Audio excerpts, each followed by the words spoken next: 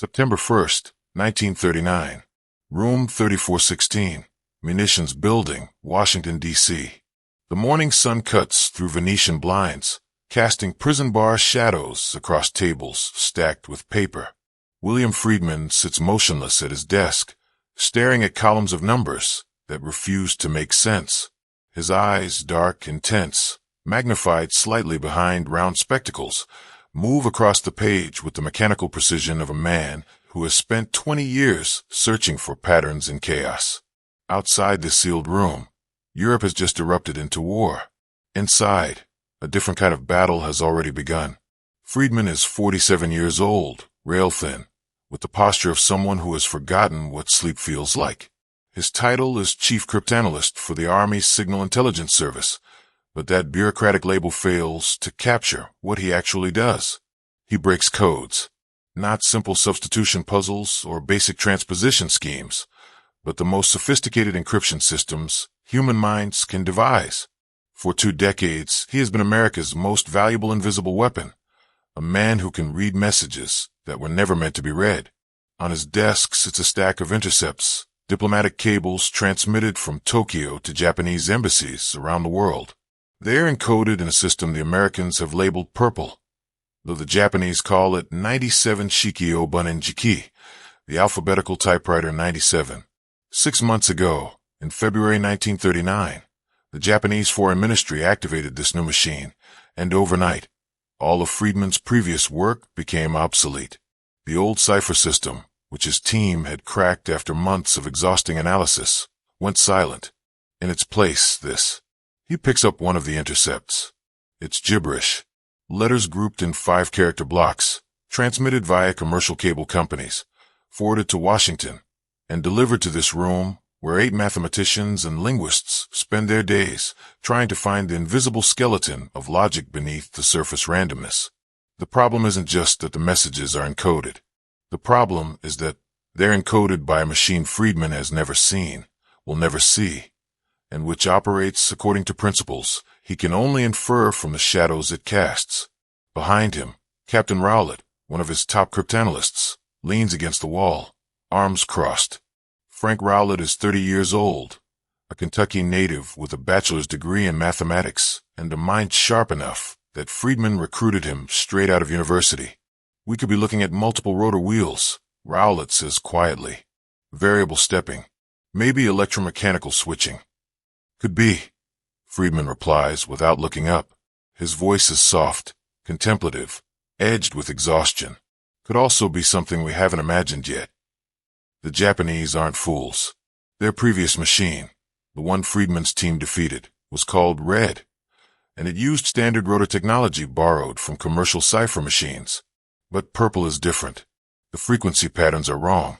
The periodicity doesn't match rotor behavior. Whatever this machine is doing, it's not following the rules. Friedman stands, walks to the chalkboard that covers one entire wall of the room. It's filled with frequency tables, letter distributions, statistical analyses, the mathematical fingerprints of the cipher. He taps the board with his chalk. The switchover happens here, he says, pointing to a notation. Every 25 characters, the pattern shifts. Not gradually, instantaneously. Rowlett pushes off the wall, moves closer. Which means rotors don't explain it. Rotors evolve continuously. This thing, it jumps.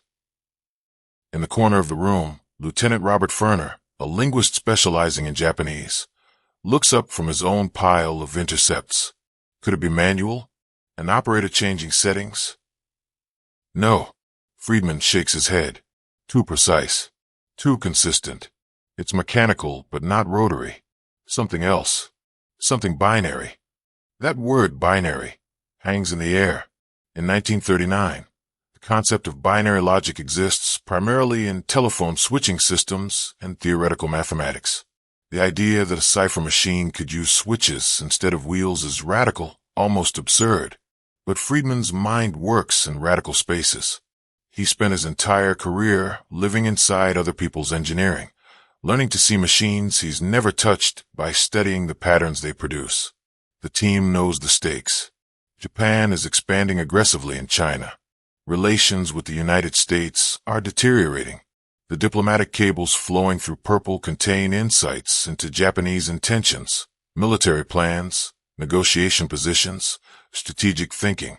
If Friedman can break the cipher, America gains a window into Tokyo's decision-making at the highest levels. If he fails, the country goes blind at the moment it can least afford to. But the problem seems mathematically impossible. Without seeing the machine, without understanding its internal architecture, how do you reverse engineer its logic? It's like trying to reconstruct a clock by listening to it tick from another room, except the clock is deliberately designed to sound random. Friedman returns to his desk, pulls out a fresh sheet of paper, begins writing. Not words, numbers, positions, intervals.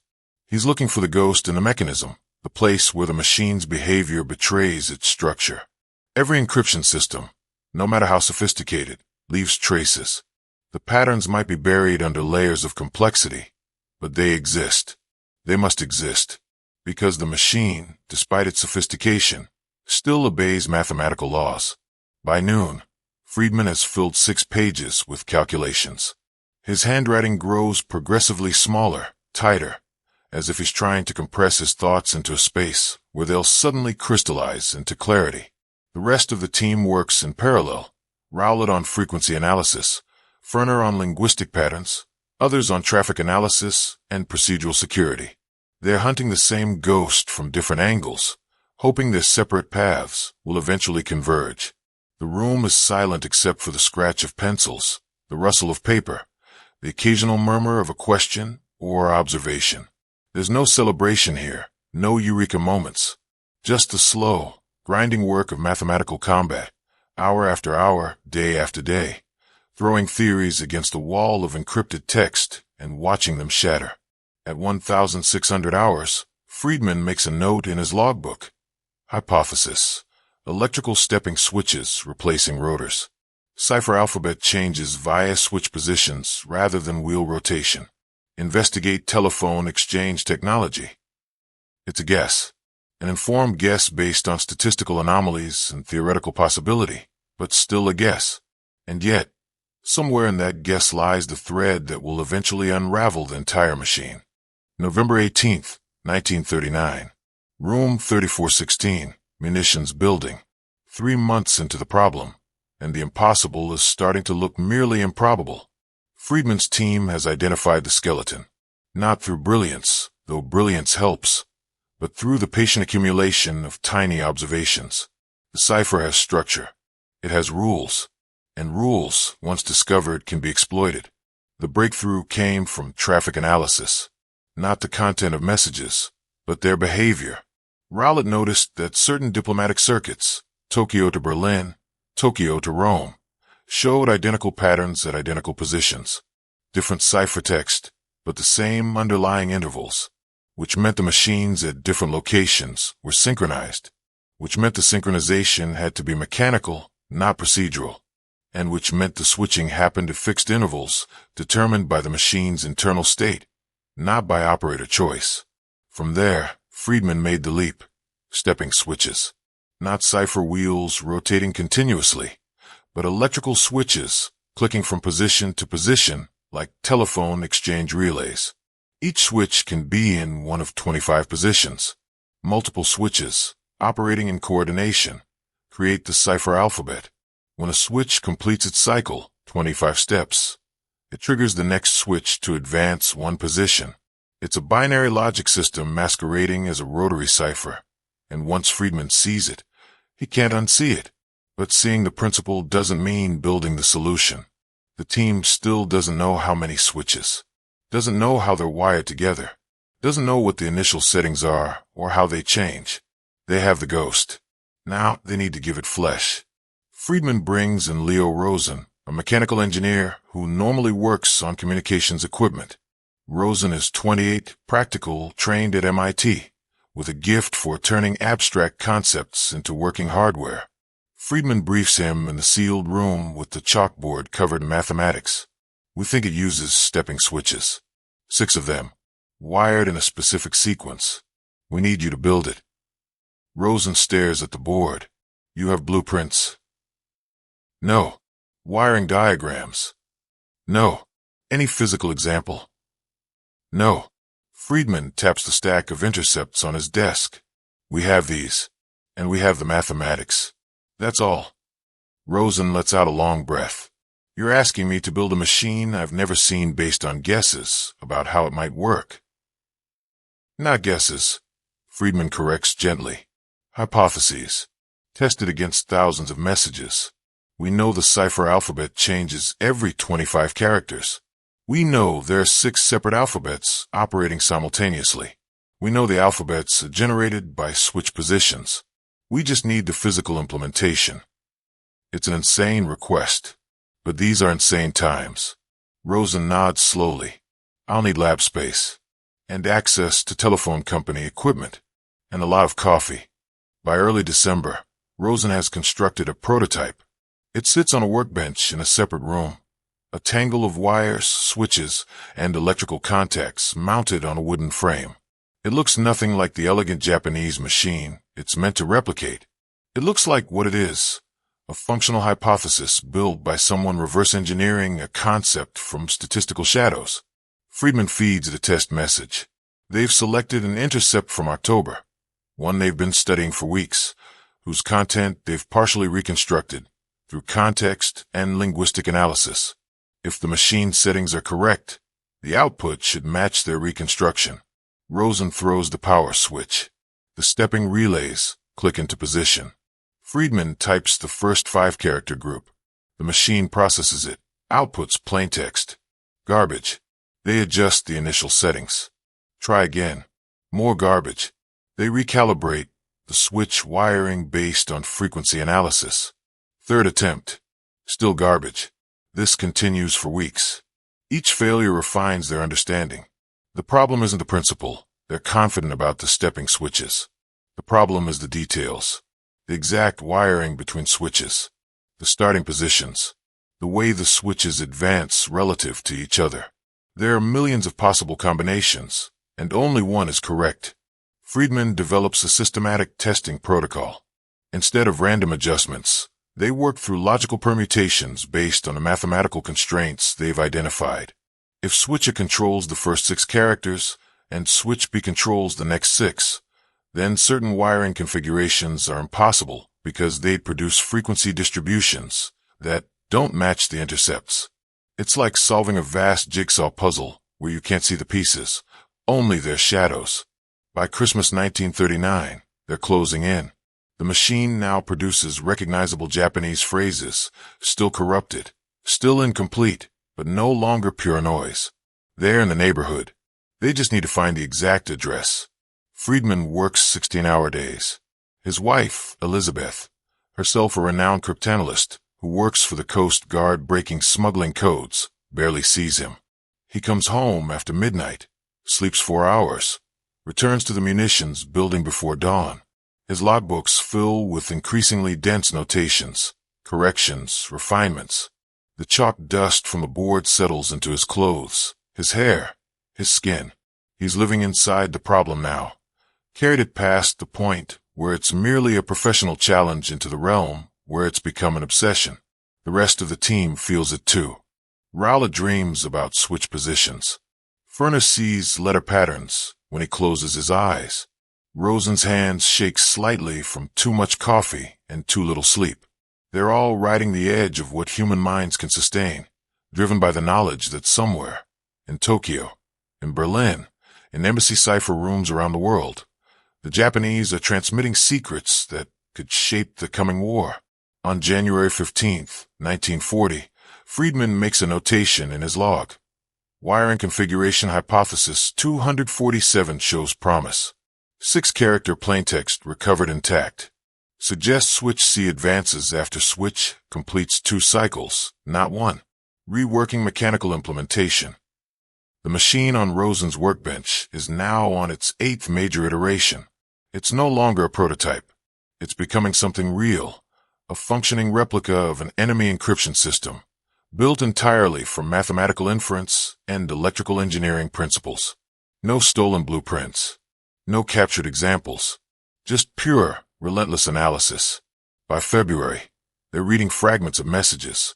Not complete decrypts, but enough to know they're almost there. A phrase about negotiations. A reference to naval deployment. A weather report from the Yokohama embassy. The purple machine is talking. They just need to teach their replica to listen. September 20th, 1940. Room 3416. Munitions building. 18 months. 4,000 intercepted messages. Countless failed hypotheses. And then, on an unremarkable Friday morning in September, everything clicks. Friedman stands at Rosen's workbench, feeding in an intercept from the Tokyo-Washington circuit. The message is dated September 19th, yesterday, which means it's as fresh as intelligence gets. The machine processes the first group, then the second, then the third, and suddenly, impossibly, plaintext Japanese emerges in clear, complete sentences. Friedman stops breathing. He types the next group. More plaintext. Perfect. Continuous. He's reading a diplomatic cable as clearly as if it were typed on unencoded paper. Rowlett, standing behind him, reads the output over his shoulder. His voice comes out strangled. Is that? Yes. Friedman's hands are shaking slightly as he continues typing. That's it. That's the actual message. The decrypt is mundane, something about visa procedures for Japanese nationals in California. But its mundanity is what makes it perfect. They're not reading partial fragments or educated guesses. They're reading the actual words that a Japanese diplomat typed into his purple machine in Tokyo yesterday, which were encrypted, transmitted halfway around the world, intercepted by American listeners, and now decrypted by a machine built from nothing but mathematics and electrical engineering. Within an hour, the rest of the team is crowded into the lab. They run test after test, feeding the machine different intercepts from different circuits, different dates. Every time, perfect plaintext. The wiring is right. The switch positions are right. The stepping sequence is right. They've done it. Friedman allows himself a moment, just one moment, of satisfaction. Then he turns to his team. We need 3 more machines. Operational units. 1 for here, 1 for intercept station, 1 for backup. And we need documentation. Complete operating procedures. This stays inside this building, inside this team. Nobody else knows how we built it. Nobody else knows how it works. The United States government now possesses something extraordinary. A window into Tokyo's most secret diplomatic communications. Not occasional decrypts. Not fragments. Complete, real-time access to everything the Japanese Foreign Ministry sends to its embassies worldwide. Military attaché reports. Negotiation strategies. Assessment of American intentions. Information about Germany, Italy, Britain, China, the Soviet Union, all flowing through purple, all now readable. But the breakthrough brings new problems. The team has built 1 machine. They need 3 more, and each must be constructed with absolute precision. A single misaligned switch, 1 incorrect wire, and the machine produces garbage. Rosen becomes the bottleneck. He's the only person who fully understands the mechanical implementation. He begins training assistants, creating detailed schematics, documenting every connection. By November 1940, 2 additional purple analog machines are operational. The Army keeps 1 in Washington. They ship another to the Navy's code-breaking operation at Pearl Harbor, where Commander Joseph Rockefeller's team will use it to decrypt Japanese naval attaché messages.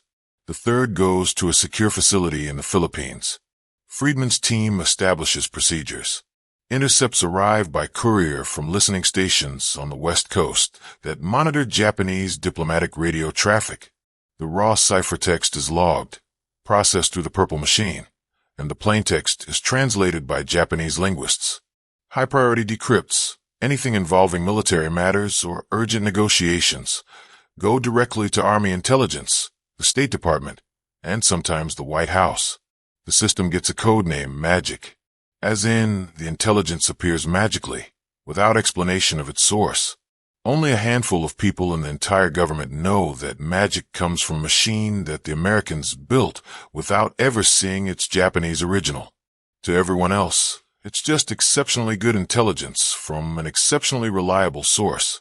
Through the fall of 1940, Magic provides a stream of insights into Japanese strategic thinking. The decrypts reveal growing tension between Tokyo and Washington over Japanese expansion in Southeast Asia. They show internal debates within the foreign ministry about whether war with the United States is inevitable.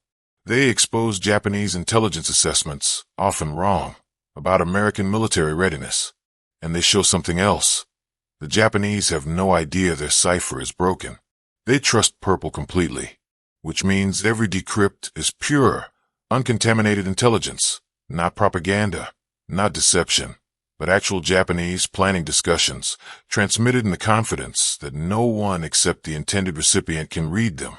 Friedman knows this makes the intelligence incredibly valuable. It also makes it incredibly dangerous.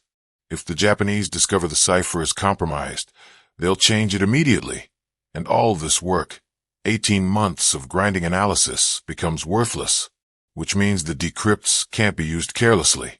They can't tip American diplomatic responses in ways that make it obvious Washington is reading Tokyo's mail.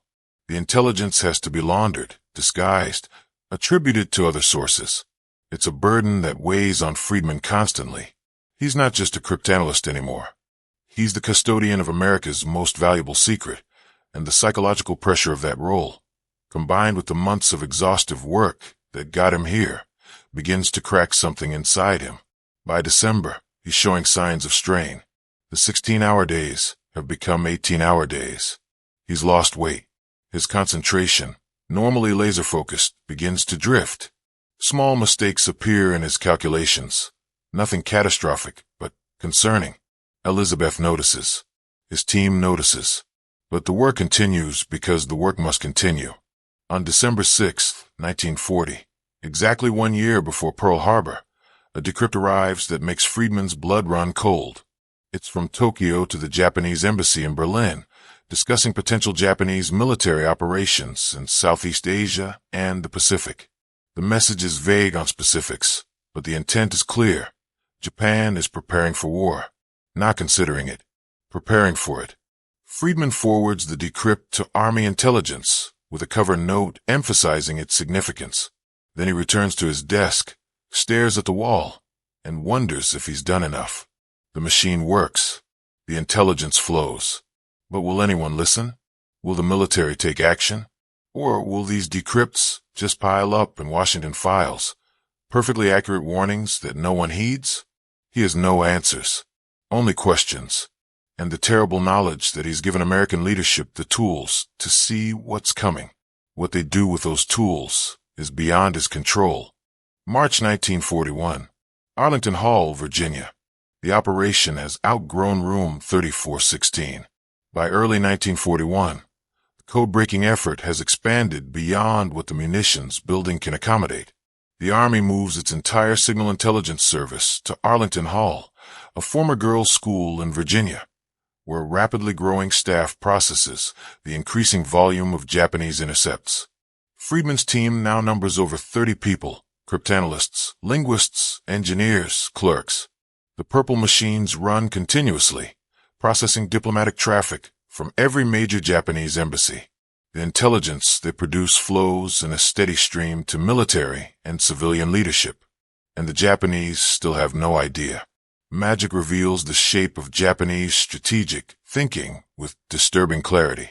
In March, decrypts show Tokyo pressuring the Vichy French government to allow Japanese forces into Indochina.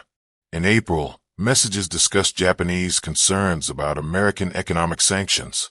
By summer, the decrypts make clear that Japan faces a critical decision: either reach an accommodation with the United States or prepare for war. The problem, and Friedman sees this with increasing clarity, is that decrypts can reveal intentions, but can't change them. Washington knows what Tokyo is thinking, but knowing doesn't automatically provide solutions. The Roosevelt administration faces its own constraints: domestic isolationist sentiment, the priority of supporting Britain against Germany, limited military readiness in the Pacific. Magic gives policymakers information. It doesn't give them good options. Friedman continues refining the operation. The machines need constant maintenance. The stepping switches wear out and must be replaced. The wiring occasionally needs adjustment as the team discovers minor errors in their original reverse engineering. New operators must be trained, people who can run the machines without understanding how they work, because security requires limiting who knows the actual breakthrough. But the strain on Friedman is showing. By spring 1941, he's having difficulty sleeping. Even when he manages to rest, he dreams about switch positions, cipher alphabets, frequency tables. The distinction between work and life has collapsed entirely. He is the problem. The problem is him. His logbooks from this period show increasingly erratic entries, pages of meticulous calculations interrupted by sudden digressions, notes about health problems, headaches, digestive issues, persistent fatigue, comments about the weight of responsibility, the fear of failure, the certainty that he's overlooked something critical. Elizabeth grows seriously concerned. She's seen him obsessed before. Cryptanalysis demands obsession, but this is different. This is a man losing his grip on the boundary between dedication and self-destruction. She urges him to take leave, to step back, to let others carry the burden. He refuses. The work is too important. The stakes are too high. If he stops, even briefly, something might slip through. By summer, the decrypts take on an ominous tone. Japanese diplomatic traffic increasingly discusses military preparations. Messages mention fleet movements, troop deployments, fuel allocations. The foreign ministry is coordinating with the military in ways that suggest war planning has moved from abstract contingency to concrete preparation. In July, magic decrypts reveal that Japan has decided to occupy southern Indochina, despite knowing this will provoke American sanctions. The Roosevelt administration, reading these decrypts, responds with an oil embargo, cutting off the resource Japan needs most.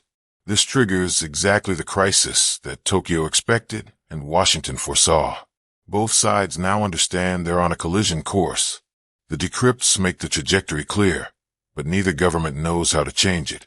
On August 6, 1941, a decrypt arrives that Friedman will later remember as the moment he knew war was inevitable. It's from Tokyo to Ambassador Nomura in Washington, instructing him to continue negotiations with the State Department while simultaneously stating that fundamental policy cannot be altered. The message is courteous, diplomatic, and unambiguous. Japan will talk, but won't back down, which means the talks are theater. The real decisions are being made elsewhere. Friedman forwards the decrypt with his usual professional detachment. Then he locks himself in his office for an hour. When he emerges, his face is gray. Rowlett, passing in the hallway, stops. "Bill, you all right?" Friedman looks at him, really looks at him, with eyes that seem to be seeing something beyond the immediate moment. "We've done everything right," he says quietly. "We broke the cipher. We built the machine. We're reading everything they send. And it won't matter. We're going to war anyway." He's right, but being right doesn't make it easier. 2 weeks later, on August 22nd, Friedman suffers a nervous breakdown. He arrives at Arlington Hall in the morning, goes to his office, sits at his desk, and simply stops functioning. He stares at papers without reading them, tries to write, and produces nonsense. Rowlett finds him an hour later, unresponsive, tears running down his face behind his spectacles. They take him to Walter Reed Hospital. The diagnosis is acute nervous exhaustion, what a later generation will call burnout or PTSD. He's worked himself past the breaking point, sustained by willpower and responsibility, until his mind and body simply refuse to continue. The doctors prescribe complete rest. No work, no visitors, no thinking about ciphers. Friedman spends 3 months at Walter Reed and at home, slowly recovering. It's Elizabeth who brings him back, not by talking about codes or duty, but by reminding him that he's more than his work, that his value as a human doesn't depend on breaking ciphers, that he's done enough. While Friedman recovers, his team continues without him. Rowlett takes over operational control. The purple machines keep running. The decrypts keep flowing. And in Tokyo, completely unaware, the Japanese Foreign Ministry keeps transmitting its secrets through a cipher system it believes is unbreakable. By November, Friedman is back at Arlington Hall, working reduced hours, prohibited from the extreme dedication that broke him. He's quieter now, more cautious, as if something fundamental has shifted. He still carries the responsibility, but he's learned, painfully, that responsibility without limits is just another form of self-destruction. On December 6, 1941, Magic decrypts a message from Tokyo to its embassy in Washington. It's the first part of a 14-part communication, marked urgent, instructing the embassy to prepare an important message for delivery to the U.S. government.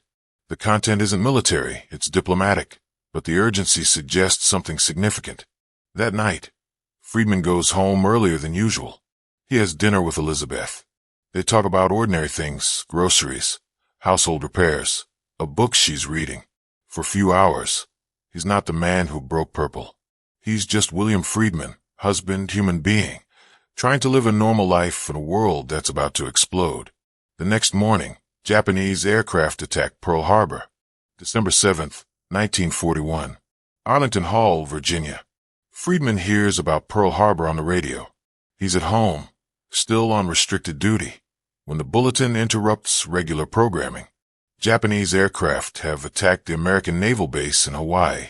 Heavy casualties. Multiple ships sunk. War.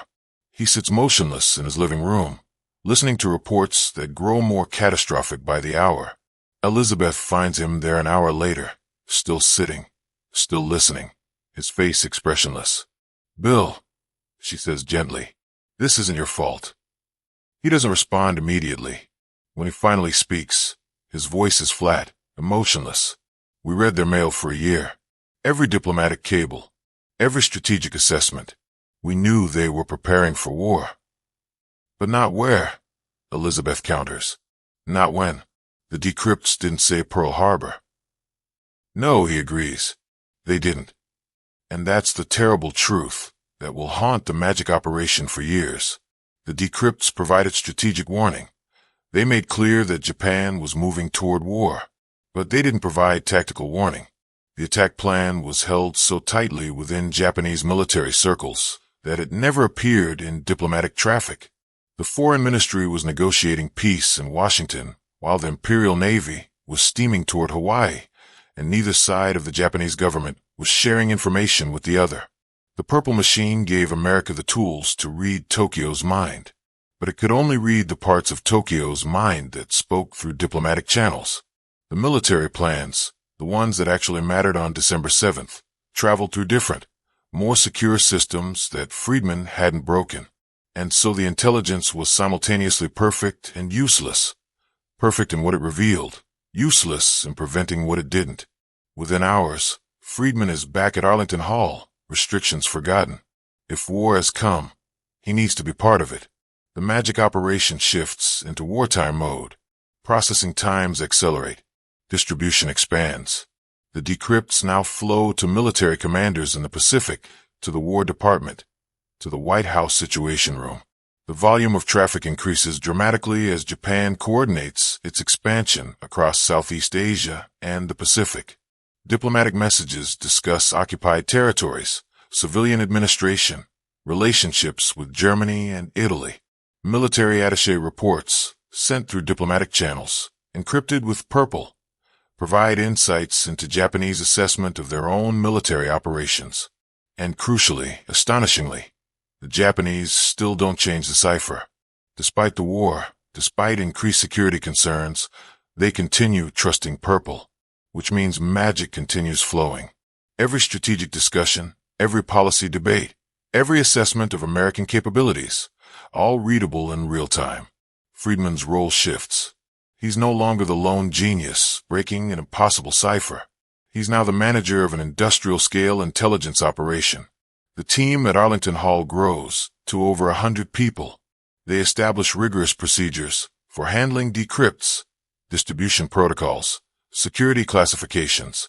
The initial breakthrough, those 18 months of grinding analysis, becomes the foundation for an intelligence apparatus that will operate throughout the war. But the personal cost is permanently marked in him. The 3 months at Walter Reed didn't erase the damage. They just taught him how to manage it. He works carefully now, deliberately, with the caution of someone who knows exactly how much strain he can take before breaking. Through 1942, magic decrypts provide crucial intelligence about Japanese strategic thinking. When Admiral Yamamoto plans the Midway operation, diplomatic messages discussing Japan's intentions in the Central Pacific give Admiral Nimitz advance warning. The tactical details come from other sources, Navy codebreakers working on Japanese naval codes, but the strategic context comes from Purple. In 1943 and 1944, as the war turns against Japan, the decrypts reveal Tokyo's growing desperation. Messages discuss fuel shortages, food rationing, civilian morale problems. The Foreign Ministry's reports from occupied territories show the strain of maintaining a vast empire with diminishing resources. The intelligence helps American planners understand not just what Japan is doing, but how close Japan is to collapse. By 1945, Purple decrypts show internal discussions about potential surrender terms. These messages, discussing conditions under which Japan might end the war, provide crucial insights as the Truman administration debates the atomic bomb, invasion plans, and Soviet entry into the Pacific War. The intelligence doesn't make the decisions, but it informs them. Throughout all of this, Friedman remains the careful custodian of the original breakthrough. Other teams handle most operational decryption, the day-to-day processing of intercepts. But when technical problems arise, when the machines need refinement, when new variants of Purple appear, it's Friedman they call. He's the man who built the impossible machine. He's the only one who truly understands it. After the war ends in August 1945, the magic story remains classified. The public knows nothing about Purple, about the breakthrough, about the intelligence operation that read Japanese diplomatic secrets for 4 years.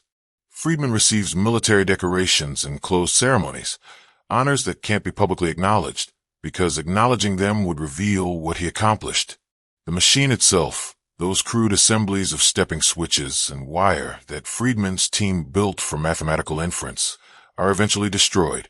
Security protocol. Can't risk the technology falling into anyone else's hands. But before they're dismantled, someone photographs them. Black and white images showing the improvised engineering that defeated Japanese encryption.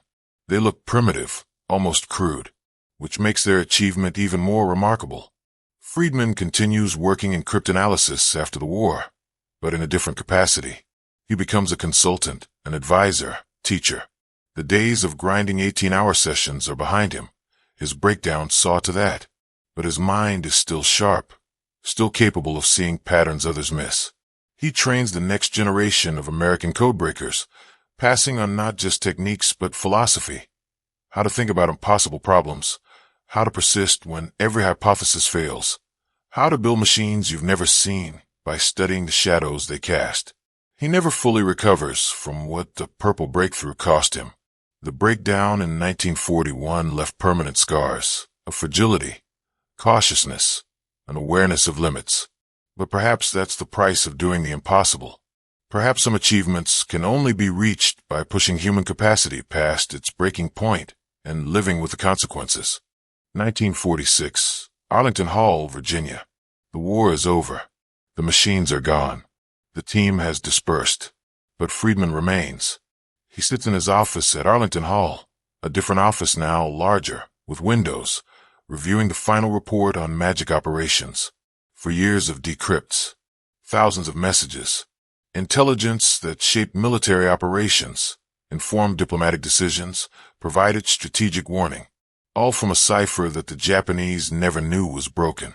The report quantifies the impact, specific operations where magic provided crucial intelligence, policy decisions informed by diplomatic decrypts, strategic assessments that proved accurate because American leadership could read Tokyo's actual plans.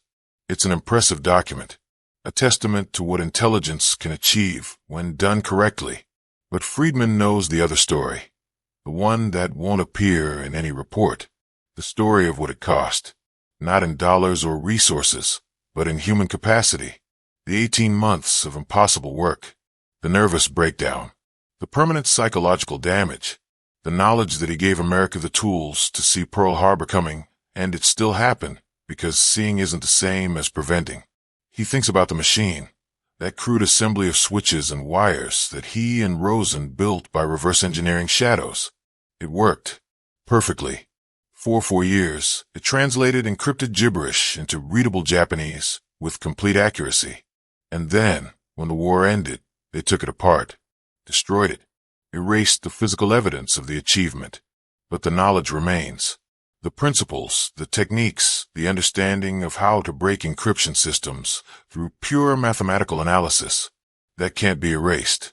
And as Friedman looks toward the future, toward the Cold War already emerging, toward Soviet ciphers, toward new encryption challenges, he knows the techniques he developed will matter. Code breaking isn't going away. If anything, it's becoming more important. The next war, if there's one, won't be one with aircraft carriers and infantry divisions. It'll be one with intelligence, with the ability to read enemy communications, to anticipate plans, to operate inside the adversary's decision-making process. Everything Friedman learned from Purple will apply to whatever comes next, but he won't be the one to do it. He's done his impossible thing. He broke the unbreakable cipher, built the invisible machine, gave America a window into its enemy's strategic thinking. That's enough for one lifetime. More than enough. In 1947, Friedman formally transitions from operational cryptanalysis to consulting and education. He works with the newly formed National Security Agency, helping establish the institutional foundations for American signals intelligence in the post-war world. He teaches courses on cryptanalysis, writes classified monographs on encryption theory, advises on Soviet cipher problems. But he's careful now.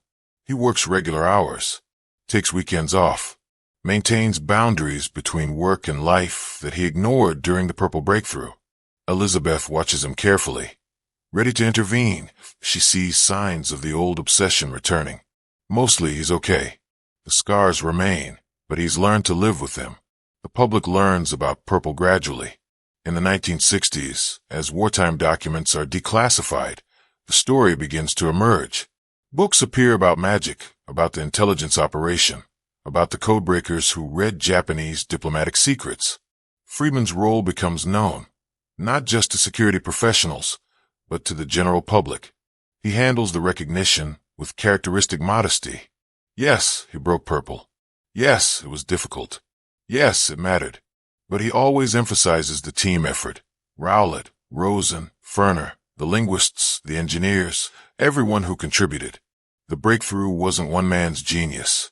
It was collective expertise applied to an impossible problem until the impossible became merely difficult, and the difficult became routine. He never mentions the breakdown. That stays private. A personal matter between him, Elizabeth, and his doctors. The public story is the triumph, the 18 months of analysis, the brilliant reverse engineering, the machine built for mathematical inference. The private story is the cost, the nights without sleep, the obsession, the moment when his mind simply gave up under the strain. Both stories are true. Both matter. Achievement and cost. Triumph and trauma. You can't understand the Purple breakthrough without understanding both sides. William Friedman dies in 1969 at age 77. By then, he's recognized as one of the greatest cryptanalysts in history, the man who professionalized American signals intelligence, who broke Japan's most sophisticated cipher, who established the principles that would guide code breaking through the Cold War and beyond. His obituaries mention Purple prominently. The achievement is too significant to ignore, but they don't capture what it actually meant, what it felt like to stare at encrypted gibberish for 18 months, knowing that somewhere inside the randomness was a pattern, a structure, a machine that could be understood and replicated if you just looked hard enough and long enough and carefully enough. They don't capture what it cost to be the person who did that, to push human cognition to its absolute limit and slightly past it, to solve a problem that wasn't supposed to be solvable, to build a machine you've never seen by listening to the shadows it casts. That part of the story lives in the classified files, in the private letters, in Elizabeth's memories of finding her husband broken and brilliant, destroyed and triumphant, all at the same time. The Purple machine is gone. The decrypts are archived. The war is history. But the principle remains. Some problems are impossible until someone decides they're not. And sometimes the person who makes that decision pays a price that no medal or commendation can compensate. Friedman knew that, lived it, carried it for the rest of his life, and still, if asked, would probably say it was worth it, because he saw the impossible become real. And once you've done that, once you've taken pure mathematics and electrical engineering and human persistence and turned them into a machine that reads secrets, everything else is just details.